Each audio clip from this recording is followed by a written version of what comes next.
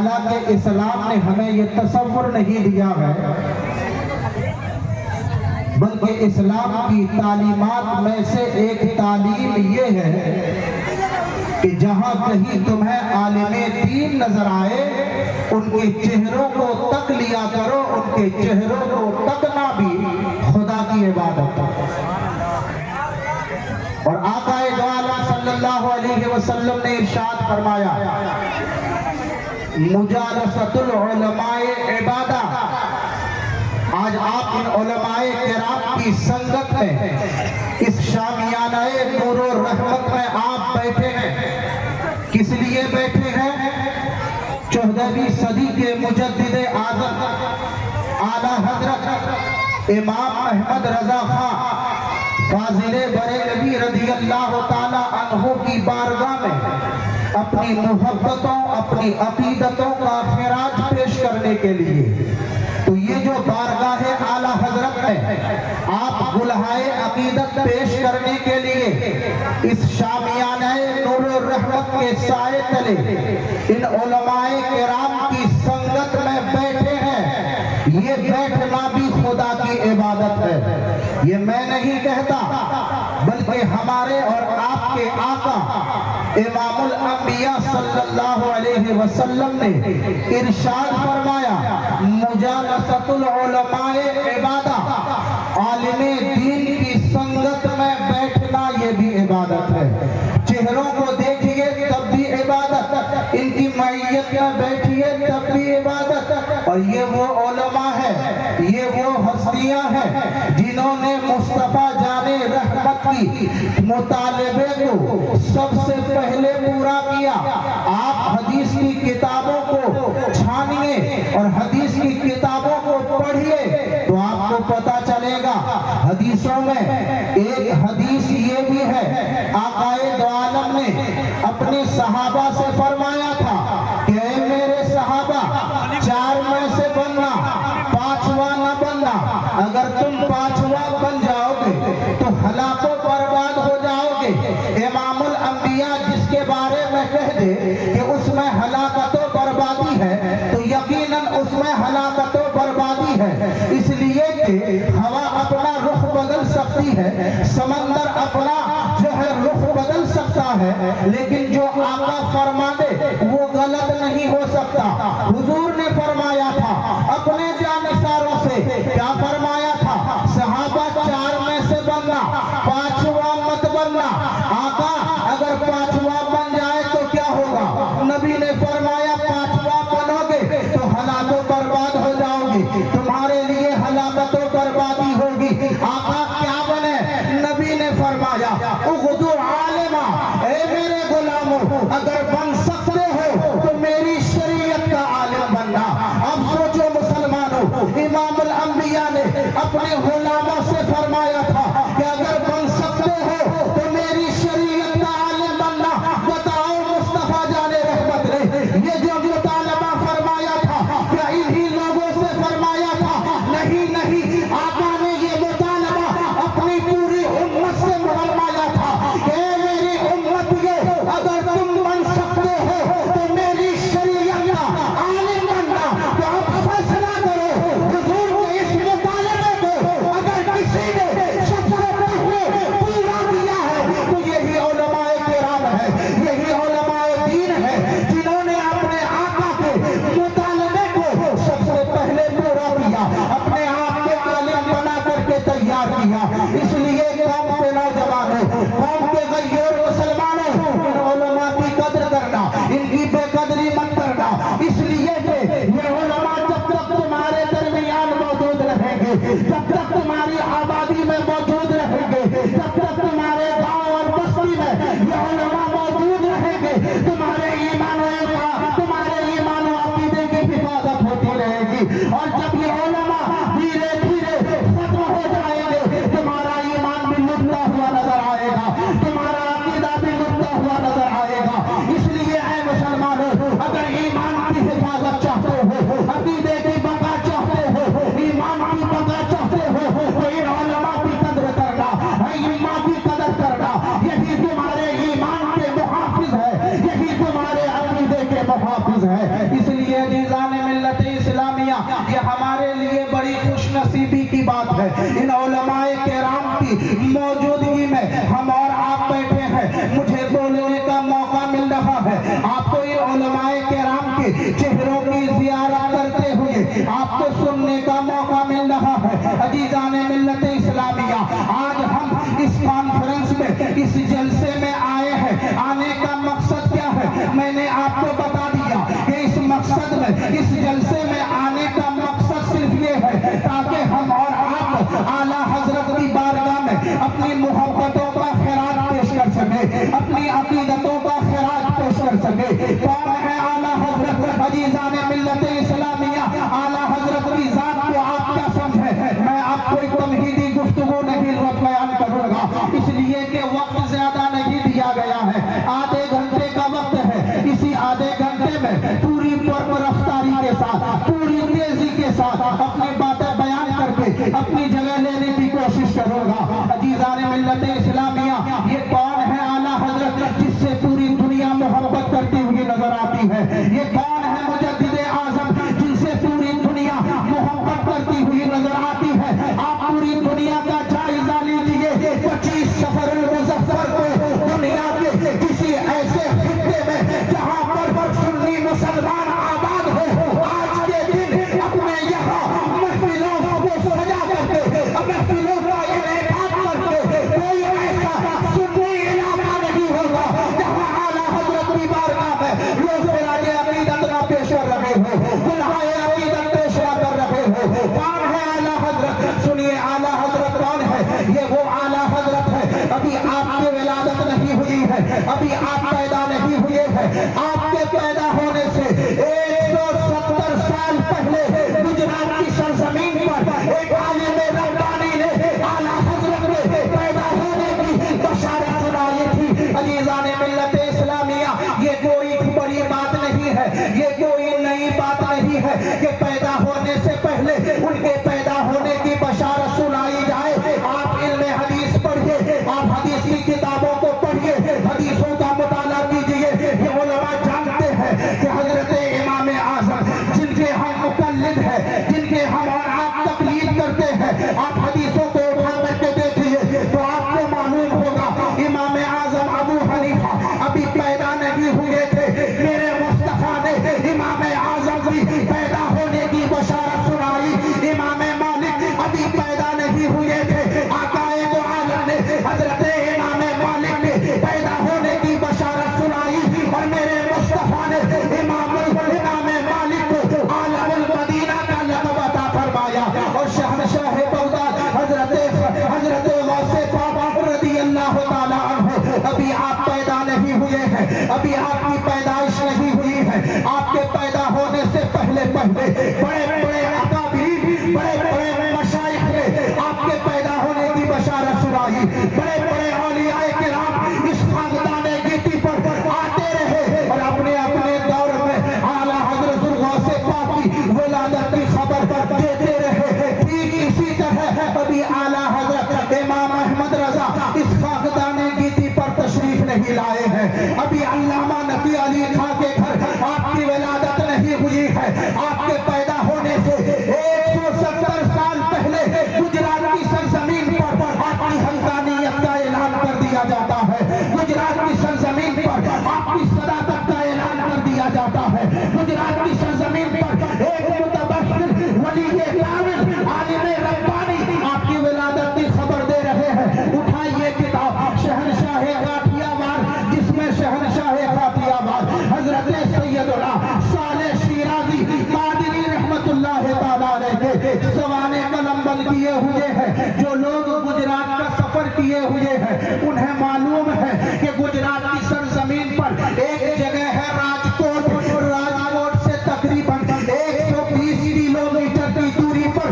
کلاریہ شریف ہے۔ کلاریہ شریف میں اس وقت روحانی بڑی عظیم خانقاہ شیرازیہ کے نام سے ایک بڑی عظیم خانقاہ تھی کلاریہ شریف میں۔ اس خانقاہ میں کون رہا کرتے تھے؟ اس خانقاہ میں وقت کے ایک سید متبشر عالم ربانی ولی کامل حضرت سید صالح شیرازی رحمت اللہ تعالیٰ علیہ رکھا کرتے تھے، آپ کا معمول کیا تھا؟ آپ کا معمول تھا کہ آپ دن میں اپنے چاہنے والوں کو، اپنے مریدین کو، اپنے چاہنے والوں کو، اپنے طلباء کو بخاری کا درس دیا کرتے تھے۔ جب رات ہوتی تھی مصلی بچھا دیتے تھے، مصلی پر کھڑے ہو کر پوری رات اللہ کی عبادت اور ریاضت میں گزار دیتے تھے۔ یہ آپ کا معمول تھا۔ ایک دن حضرت سید صالح شیرازی رحمت اللہ تعالیٰ علیہ اپنے طلباء کو بخاری کا درس دے رہے تھے۔ بخاری کا درس دیتے دیتے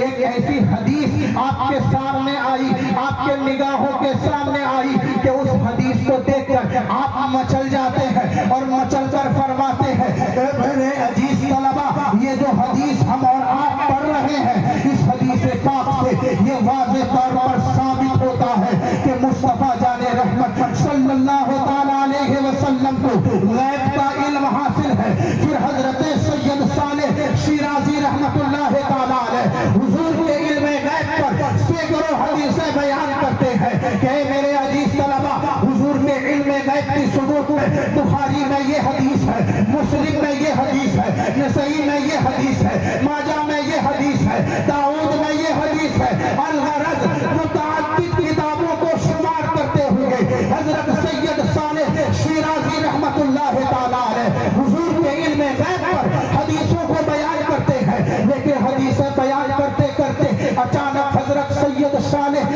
شیرازی رحمت اللہ تعالیٰ علیہ پر جذب کی ایک کیفیت طاری ہوتی ہے، جذب کی ایک کیفیت طاری ہوتی ہے، چہرے کا رنگ متغیر ہوتا ہے، چہرے پر حزن و ملال طاری ہوتا ہے۔ حضرت صالح اپنے سر کو پکڑ کر زمین پر بیٹھ جاتے ہیں، طلباء محو حیرت ہے۔ لیکن کچھ ہی دیر کے بعد حضرت شیرازی رحمت اللہ تعالیٰ علیہ آپ کے چہرہ، آپ کا چہرہ گلاب کے پھول کی طرح کھل اٹھتا ہے، ہونٹوں پر مسکراہٹ ہے، آپ مسکرا رہے ہیں اور بے ساختہ فرما رہے ہیں، سبحان اللہ، ماشاءاللہ، الحمدللہ۔ جو طلباء بخاری کا درس لے رہے تھے وہ طلباء دیکھ کر محو حیرت ہے، یا اللہ یہ کیا ماجرا ہے، ہمارے شیخ ہمیں بخاری پڑھا رہے تھے، حضور کے علم غیب پر حدیثیں سنا رہے تھے، اچانک شیخ کا چہرہ متغیر ہوتا ہے، شیخ کے چہرے کی رنگت اڑ جاتی ہے، چہرے پر حزن و ملال طاری ہوتا ہے۔ پھر دیکھتے ہی دیکھتے چہرے کا رنگ بالکل اجالا ہو جاتا ہے، چہرہ بالکل مسرت و شادمانی سے معمور ہو جاتا ہے۔ طلباء نے اپنے شیخ کی بارگاہ میں عریضہ پیش کیا، حضور یہ کیا ماجرا ہے، سمجھ میں نہیں آیا، ابھی تو آپ بخاری پڑھا رہے تھے، حضور کے علم غیب پر آپ حدیثیں سنا رہے تھے، حدیثیں سناتے سناتے اچانک سر پکڑ کر آپ بیٹھ جاتے ہیں۔ لیکن کچھ ہی دیر کے بعد آپ کا چہرہ گلاب کے پھول کی طرح کھل اڑتا ہے، چہرے پر مسرت و شادمانی کے اثرات نمایاں نظر آ رہے ہیں اور فرما رہے ہیں، سبحان اللہ، ماشاءاللہ، الحمدللہ۔ ماجرا کیا ہے؟ تو حضرت سید صالح شیرازی رحمت اللہ تعالیٰ علیہ نے فرمایا، اے میرے عزیز طلباء، دراصل معاملہ یہ ہے کہ جب میں تمہیں بخاری پڑھا رہا تھا، حضور کے علم غیب پر حضور کی حدیثیں سنا رہا تھا، اچانک میری آنکھ لگ گئی، میرے دل پر اللہ کی بارگاہ سے الہام آیا اور الہام میں یہ بتایا گیا کہ ہندوستان کی سرزمین پر ابھی وہ فرقہ پیدا نہیں ہوا ہے جو علم غیب مصطفیٰ کا منکر ہوگا، لیکن اے شیرازی، ان قریب ہندوستان کی سرزمین پر ایک فرقہ پیدا ہوگا جو علم غیب مصطفیٰ کا منکر ہوگا۔ اے میرے عزیز طلباء، جب میں نے یہ سنا تو مجھے صدمہ لاحق ہوا، مجھے تکلیف ہوئی، میں سر پکڑ کر کے زمین پر بیٹھ گیا۔ لیکن کچھ بھی دیر کے بعد اللہ کی بارگاہ سے میرے دل پر ایک دوسرا الہام آیا، اس الہام میں مجھے بتایا گیا کہ اے شیرازی، ہندوستان کی سرزمین پر جب وہ گمراہ فرقہ، جب وہ وہابی فرقہ پیدا ہوگا جو علم غیب مصطفیٰ کا منکر ہوگا، جو علم غیب مصطفیٰ کا انکار کرے گا، تو اے شیرازی، پروردگار عالم اپنے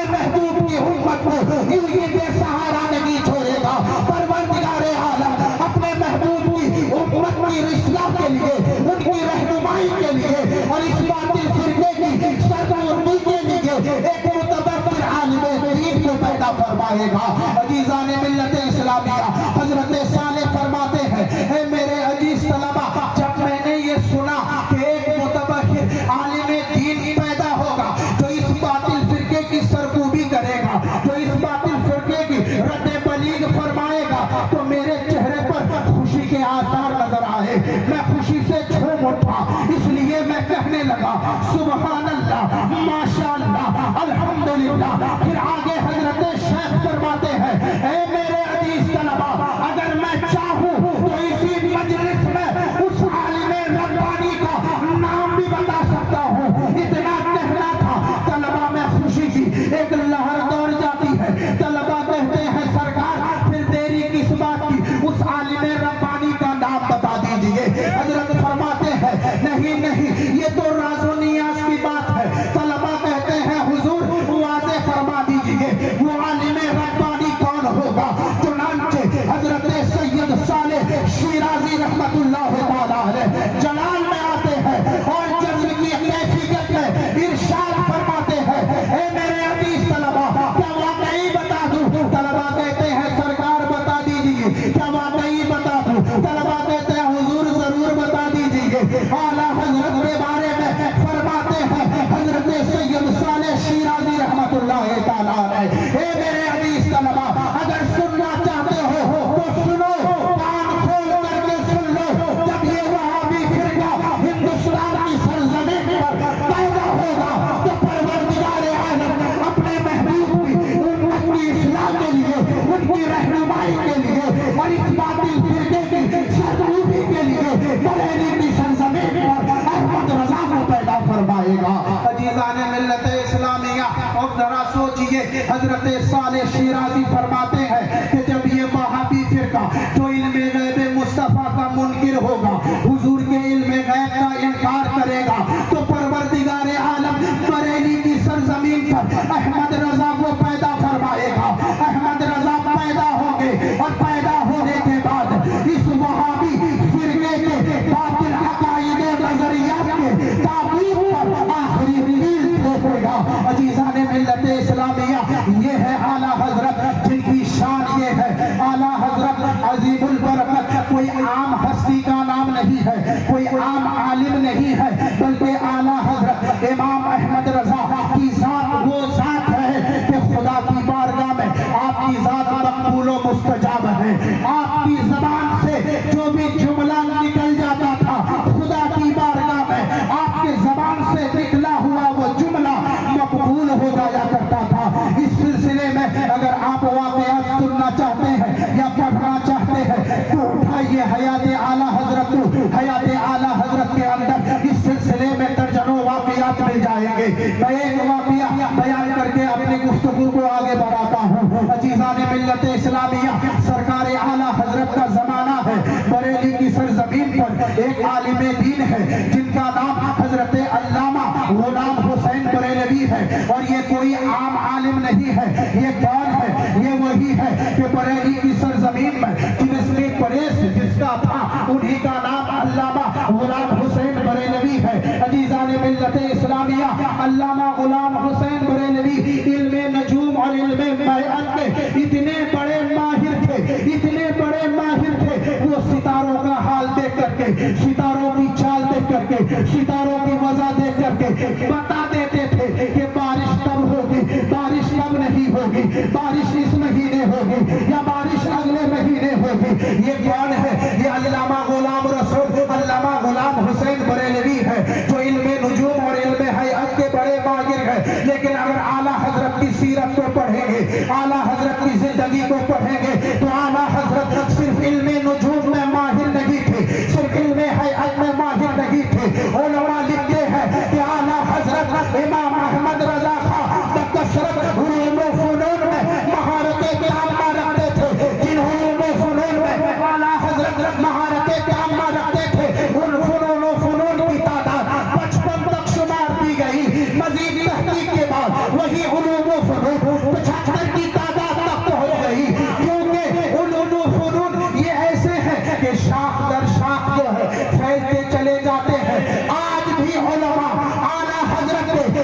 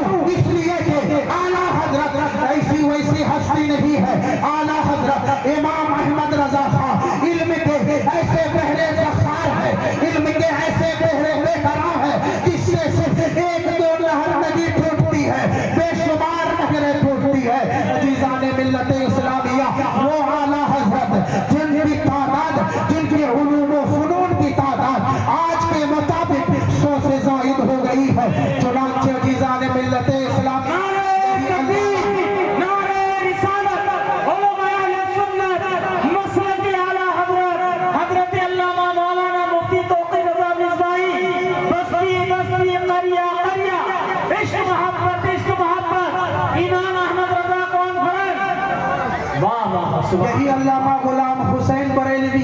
ये कौन है? ये आला हजरत के वालिद रईसुल अत्किया हजरत अल्लामा नकी अली खां के दोस्त है, और बाप का दोस्त बाप के मंजिल में होता है। चुनांचे अल्लामा गुलाम हुसैन बरेलवी आला हजरत की बारगाह में एक दिन हाजिर होते हैं। चूंकि बाप का दोस्त है, वालिद का दोस्त है, बाप का दोस्त बाप के मंजिल में हुआ करता है, इसलिए आला हजरत ने उनका शायान की शायान शान इस्तिकबाल फरमाया, उनकी उम्दा जियाफत फरमाई। उन दिनों बरेली की सरजमीन पर बारिश नहीं हो रही थी। बारिश ना होने की वजह से वहाँ की खेतियां खुश्क हो रही थी, लोग परेशान हाल थे, जानवर बदहाल हो रहे थे। आला हजरत जानते थे मौलाना गुलाम हुसैन बरेलवी इल्मे नुजूम के माहिर है, इल्मे हैअत के माहिर है। ये सितारों की चाल देखकर, सितारों की वजह देखकर बता सकते हैं कि बारिश इस महीने होगी कि नहीं होगी। आला हजरत ने अल्लामा गुलाम हुसैन बरेलवी से फरमाया, मौलाना आप सितारों की चाल देख करके बताइए बारिश का मिजाज क्या है, इस साल बारिश होगी कि नहीं होगी, इस महीने बारिश होगी कि नहीं होगी। आला हजरत का हुक्म था। अल्लामा गुलाम हुसैन बरेलवी सितारों की तरफ नजर उठाते हैं, सितारों की चाल देखते हैं, सितारों की वजह देखते हैं, हाथ में एक कागज लेते हैं, उस कागज में एक जायचा बनाते हैं, एक नक्शा बनाते हैं। नक्शा बनाने के बाद आला हजरत से फरमाते हैं, हुजूर सितारों की चाल बतला रही है, सितारों की वजह बतला रही है, इस महीने बरेली में बारिश नहीं होगी, बारिश अगले महीने होगी। जो ही अल्लामा गुलाम हुसैन बरेलवी ने कहा कि हुजूर बरेली में इस साल बारिश नहीं होगी, तो आला हजरत ने फरमाया, मौलाना अगर मेरे रब ने चाहा तो बारिश बरेली की सरजमीन पर इसी महीने होगी। अल्लामा गुलाम हुसैन फरमाते हैं, नहीं हुजूर सितारों की चाल तो देखिए, सितारों की वजह तो देखिए, ये जायजा देखिए, ये जायजा बतला रहा है, ये नक्शा बतला रहा है, बारिश नहीं होगी। सितारों की चाल बतला रही है, बारिश नहीं होगी, सितारों की वजह बतला रही है, बारिश नहीं होगी। आला हजरत का जवाब सुनिए, कुर्बान जाइए आला हजरत के इल्मे यकीन पर। आला हजरत फरमाते हैं, मौलाना तुम्हारे सितारों की चाल भी देख रहा हूँ, सितारों की वजह भी देख रहा हूँ, लेकिन इन्हीं सितारों के पैदा करने वाले रब की कुदरत को भी देख रहा हूँ। मेरा रब अगर चाहे तो बारिश इसी महीने बरसाएगा, बरेली की सरजमीन पर बारिश इसी महीने होगी। लेकिन अल्लामा गुलाम हुसैन बरेलवी है कि उन्हें इल्मे नुजूम और इल्मे हैअत के ज़न्नी कवाइद पर इतना एतमाद है कि खुदा की कुदरत से गाफिल होते चले जा रहे हैं, और उन्हें खबर भी नहीं है, उन्हें पता भी नहीं है। आला हजरत को कोई ऐसे वैसे आलिम नहीं थे, आला हजरत आलिम रब्बानी थे, और जो आलिम रब्बानी होता है जब उनके सामने कोई भटकता हुआ नजर आता है तो आला हजरत वो आलिम रब्बानी उनके हिदायत का इंतजाम करता है। जब आला हजरत ने देखा कि मौलाना गुलाम हुसैन बरेलवी इल्मे नुजूम और इल्मे हैअत के ज़न्नी कवाइद पर इतना भरोसा रखते हैं कि ये खुदा की कुदरत से ही गाफिल हो रहे हैं, इन्हें खबर भी नहीं है, तो आला हजरत ने उनके हिदायत का इंतजाम कुछ इस तरीके से फरमाया कि जहां आला हजरत बैठे थे उनकी सामने वाली दीवार पर एक घड़ी लटक रही थी जिसपे 11:15 बज रहा था। आला हजरत ने अल्लामा गुलाम हुसैन बरेलवी से फरमाया कि मौलाना ये जो दीवार में घड़ी लटक रही है देखकर बताइए इसमें टाइम कितना हुआ है। मौलाना देखते हैं, देखकर बताते हैं, हुजूर इसमें 11:15 बजा है। आला हजरत फरमाते हैं, बताइए 12 कब बजेगा, 12 की घंटी कब बजेगी। मौलाना गुलाम हुसैन बरेलवी फरमाते हैं, हुजूर जब तक पौना घंटा नहीं गुजरेगा ना तो 12 बजेगा ना 12 की घंटी बजेगी। चुनांचे आला हजरत खड़े होते हैं, घड़ी का ढकना खोलते हैं, जो बड़ी सुई थी उसको खींच कर 12 पे कर देते हैं, 12 भी बज जाता है, 12 की घंटी भी बजने लगती है। आला हजरत फरमाते हैं, मौलाना आपने कहा था कि 12 बजने के लिए पौना घंटा गुजरने की जरूरत है, जब तक पौना घंटा नहीं गुजरेगा ना तो 12 बजेगा ना 12 की घंटी बजेगी। मौलाना अभी तो पौना घंटा नहीं गुजरा है, 12 भी बज गया है, 12 की घंटी बज गई है। अल्लाह دیا ہے اس لیے 12 بج گیا، 12 کی گھنٹی بج گئی، لیکن یہی سوئی اگر اپنی فطری چاند میں چلتی تو جب تک پونا گھنٹہ نہیں گزرتا نہ تو 12 بجتا نہ 12 کی گھنٹی بجتی۔ اعلیٰ حضرت فرماتے ہیں مولانا یہی تو نقطہ آپ کو سمجھانا چاہ رہا ہوں، یہی تو آپ کو بتانا چاہ رہا ہوں۔ میں نے گھاٹے کو کھینچ کر 12 پہ کر دیا، پونا گھنٹہ گزرنے سے پہلے 12 بھی بج گیا، 12 کی گھنٹی بھی بج گئی۔ میرا رب وعدہ مطلق ہے، اگر وہ چاہے تو اس ستارے کو کھینچ کر ادھر کر دے، ادھر کے ستارے کو کھینچ کر ادھر کر دے، ادھر کے ستارے کو کھینچ کر ادھر کر دے، ادھر کے ستارے کو کھینچ کر ادھر کر دے، تو ستاروں کی چال بھی بدل جائے گی، ستاروں کی وجہ بھی بدل جائے گی، آپ کا بنایا ہوا نقشہ بھی بدل جائے گا، آپ کا ذائقہ بھی بدل جائے گا۔ مولانا اگر میرے رب نے چاہا تو بارش بریلی کی سرزمین پر اسی مہینے ہوگی، نہیں بلکہ اسی ہفتے میں ہوگی، نہیں بلکہ آج ہی ہوگی۔ اعلیٰ حضرت کی زبان سے یہ جملہ نکلنا تھا، بریلی کی سرزمین پر بارش شروع ہوتی ہے، اتنی بارش ہوتی ہے، اتنی بارش ہوتی ہے، بریلی کی سرزمین جل تل ہو جاتی ہے۔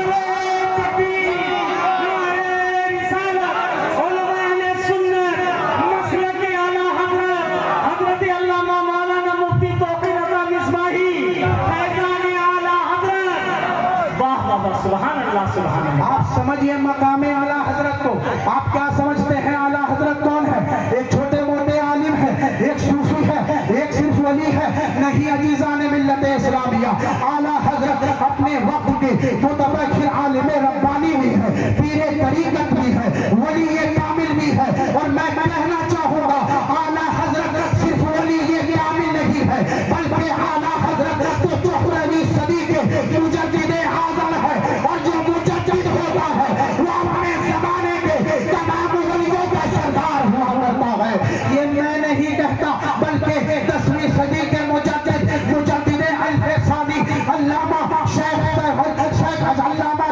احمد سرہندی رضی اللہ تعالیٰ عنہ اپنے مکتوبات میں فرماتے ہیں کہ جو مجدد ہوتا ہے وہ اپنے زمانے کے تمام ولیوں کا سردار ہوتا ہے۔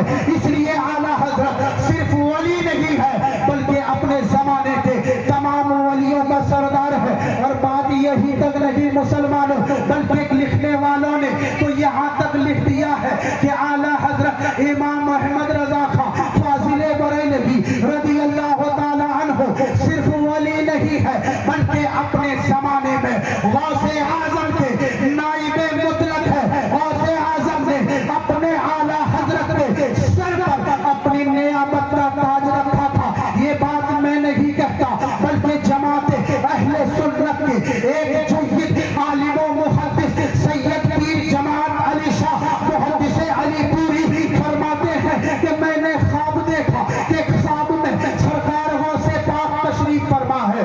میں نے غوث پاک سے فرمایا یہ حضرت سید پیر جماعت علی شاہ یہ کون ہے؟ یہ خود آل رسول ہے، یہ غوث پاک کی اولاد میں سے ہے۔ وہ خود بیان کرتے ہیں کہ میں نے خواب دیکھا۔ خواب میں کیا دیکھا؟ کہ خواب میں نے غوث پاک کو دیکھا، غوث پاک سے میں نے فقر کیا حضور بتائیے اس وقت ہندوستان کی سرزمین پر آپ کا نائب کون ہے؟ تو سرکار غوث پاک نے فرمایا اس وقت ہندوستان کی سرزمین پر میرا نائب مولانا احمد رضا ہے۔ عزیزان ملت اسلامیہ، پھر اعلیٰ حضرت کی ولایت کا درجہ جتنا اونچا ہوتا ہے تو ایک وقت پیر طریقت شیخ المشائخ حضرت علامہ شیر محمد علی شرف پوری رحمت اللہ تعالیٰ علیہ آپ خواب دیکھتے ہیں۔ خواب میں آپ نے دیکھا کہ سرکار غوث پاک تشریف فرما ہے۔ علامہ شرف پوری نے فرمایا حضور بتائیے آپ کا نائب اس وقت ہندوستان کی نہیں بلکہ پوری دنیا میں اس وقت آپ کا نائب کون ہے؟ تو سرکار غوث پاک نے فرمایا مولانا اس وقت ہندوستان نہیں بلکہ پوری دنیا میں میرا نائب مولانا احمد رضا بریلوی ہے۔ عزیزان ملت اسلامیہ، اس خواب کو دیکھنے کے بعد علامہ شرف پوری کے دل میں اعلیٰ حضرت کی ایسی عظمت پیدا ہوتی ہے کہ آپ فوراً شرف پور سے چلتے ہیں، بریلی کی سرزمین پر پہنچتے ہیں، اعلیٰ حضرت کے بیٹھک خانے میں جاتے ہیں، اعلیٰ حضرت کو سلام پیش کرتے करते हैं, आपसे मुसाफा करते हैं। मुसाफा करते वक्त हजरत अल्लामा शरफपुरी आला हजरत के हाथ को बोसा देते हैं। अल्लामा शरफपुरी ने जो ही आला हजरत के हाथ को बोसा दिया, आला हजरत ने पलट कर अल्लामा शरफपुरी के हाथ को चूम लिया। अल्लामा शरफपुरी देखकर महवे हैरत है, परेशान है। बारगाहे आला हजरत ने अर्ज किया, हुजूर मैंने आपका हाथ चूमा इसलिए कि आप हिंदुस्तान के सबसे बड़े आलिम हैं, आप हिंदुस्तान के सबसे बड़े फकीह हैं, आप हिंदुस्तान के सबसे बड़े मुफ्ती हैं, इसलिए मैंने आपका हाथ चूमा।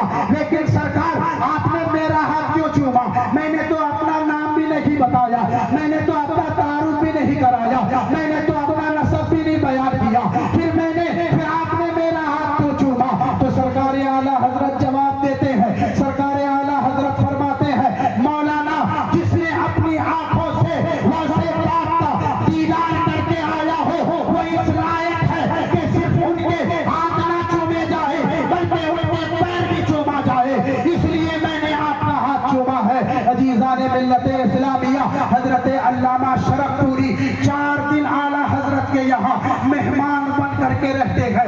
4 दिन के बाद हजरत अल्लामा शरफपुरी बरेली से शरफपुर की सरजमीन पर तशरीफ ले जाते हैं। शरफपुर की सरजमीन पर एक जलसा मुनाकिद होता है। उस जलसे में अल्लामा शरफपुरी खिताब करते हुए लोगों से फरमाते हैं कि ऐ अहले शरफपुर, ऐ शरफपुर के लोगों, सुनो सुनो, मैं बरेली से होकर के आया हूँ, मैं बारगाहे आला हजरत से हाजिरी दे करके आया हूँ। मैंने अपनी आंखों से देखा है कि बारगाहे आला हजरत में एक पर्दा पड़ा हुआ है, उस पर्दे के पीछे गौसे आज़म तशरीफ फरमा है, गौसे पाक जो फरमा रहे हैं आला हजरत का कलम वही लिख रहा है, गौसे पाक जो कह रहे हैं आला हजरत वही फरमा रहे हैं।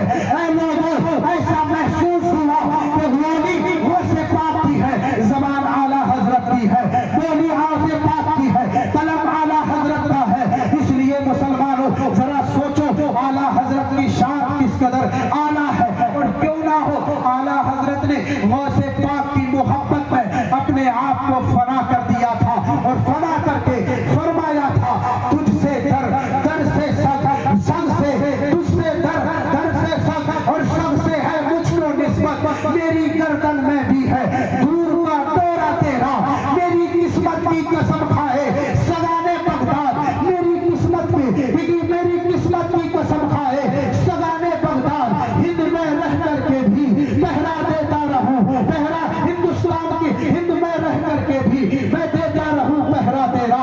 अजीजान मिल्लत इस्लामिया, ये आला हजरत है, आपकी शान बहुत बुलंद है, आप 14वीं सदी के मुजद्दिद है। अल्लाह तबारक व तआला अगर किसी को मुजद्दिद बनाता है तो किसी को मुजद्दिद उसके चाहने वाले नहीं बनाते हैं, ये मत समझिएगा। आला हजरत को 14वीं सदी का मुजद्दिद आज़म उनके चाहने वालों ने बनाया है, उनके मुरीदीन ने बनाया है, उनके मुतक़िदीन ने बनाया है। नहीं नहीं, किसी को मुजद्दिद उसके चाहने वाले नहीं बनाते हैं, उनके मुरीदीन नहीं बनाते हैं, बल्कि मुजद्दिद तो परवरदिगारे आलम फरमाता है। मिशकात की हदीस है, इन्नल्लाह यबअसु लिहाज़िहिल उम्मा अला रासि कुल्लि मिअतिन सना मन युजद्दिदु लहा दीनहा। परवरदिगारे आलम हर सदी के आखिर में एक ऐसे शख्स को कायम फरमाता है जो उम्मते मुहम्मदिया के लिए दीन की तजदीद किया करता है। अजीजान मिल्लत इस्लामिया, आप मुजद्दिदीन की सीरत उठा करके देखिए, इस्लाम के पहले मुजद्दिद कौन है? इस्लाम के पहले मुजद्दिद हजरत उमर बिन अब्दुल अजीज रज़ियल्लाहु ताला अन्हु है। आपने अपने जमाने में, अपने दौर में बहुत सी बातिल चीजों का खात्मा फरमाया, बिदअतों खुराफात का खात्मा करके सुन्नतों को आपने आम किया। आपके बाद हर सदी में मुजद्दिद आते रहे, तजदीद के कारनामे अंजाम देते रहे, लेकिन उन्हीं मुजद्दिदीन में एक मुजद्दिद परवरदिगारे आलम ने ऐसा पैदा किया जिनको हम और आप मुजद्दिद आज़म हजरत मौलाना अहमद रज़ा खां बरेलवी के नाम से जानते पहचानते हैं। आप अगर मुजद्दिदीन की सीरत उठा करके देखेंगे तो किसी मुजद्दिद के जमाने में एक फितना है, किसी मुजद्दिद के जमाने में 2 फितने हैं, किसी मुजद्दिद के जमाने में 3 फितने हैं, किसी